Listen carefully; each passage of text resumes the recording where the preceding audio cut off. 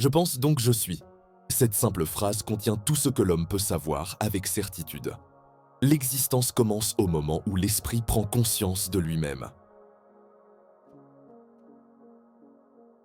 Pour atteindre la vérité, il faut une fois dans sa vie se défaire de toutes les opinions reçues et rebâtir entièrement l'édifice de ses connaissances sur des fondations solides.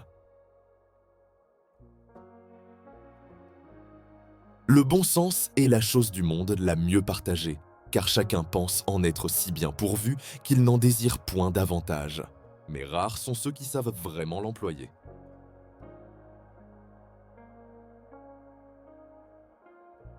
Douter de tout, non pour douter, mais pour chercher la vérité. Voilà le commencement de toute sagesse.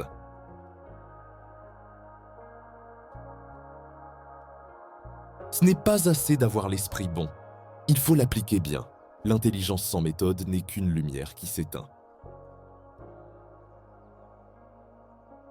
Il vaut mieux changer ses désirs que l'ordre du monde, car la vraie liberté ne consiste pas à tout obtenir, mais à savoir vouloir seulement ce qui dépend de soi. Et ceux qui marchent très lentement peuvent avancer beaucoup davantage, pourvu qu'ils ne s'écartent jamais du chemin. La constance est une forme de génie. La lecture des bons livres, c'est comme une conversation avec les plus grands esprits du passé, dans laquelle ils nous livrent le meilleur d'eux-mêmes. La raison n'est pas un don rare réservé à quelques-uns, mais un feu intérieur que beaucoup laissent s'éteindre faute de le nourrir.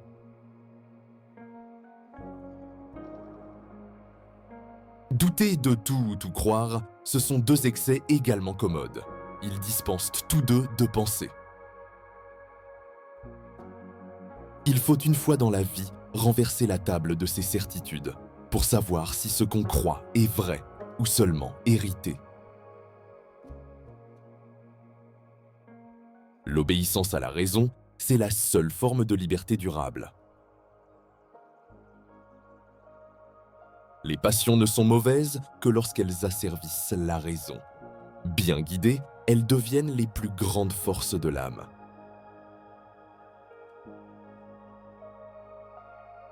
C'est proprement avoir les yeux fermés, sans jamais tâcher de les ouvrir, que de vivre sans philosopher. Le bonheur dépend moins des choses que de la manière dont on les regarde. C'est notre esprit qui colore le monde. Il n'y a rien qui soit entièrement en notre pouvoir, sinon nos pensées. C'est là que réside notre royaume intérieur.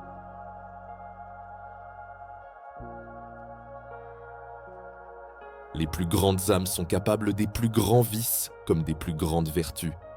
Tout dépend de la direction qu'elles choisissent. Il est plus utile de corriger son jugement que de multiplier ses connaissances.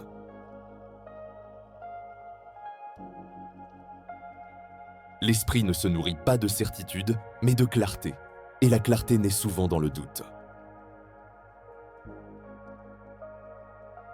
La raison n'éteint pas les émotions, elle leur apprend à se tenir à leur juste place. Ce n'est pas dans les livres, mais dans la solitude de la pensée, que l'esprit découvre la vérité. La liberté véritable consiste à pouvoir suivre la raison, même quand le monde entier suit la folie. Il n'est rien de plus difficile que de vaincre soi-même. Et pourtant, c'est le seul combat qui vaille. La méthode n'est pas un ensemble de règles, c'est une discipline intérieure qui empêche l'esprit de se perdre.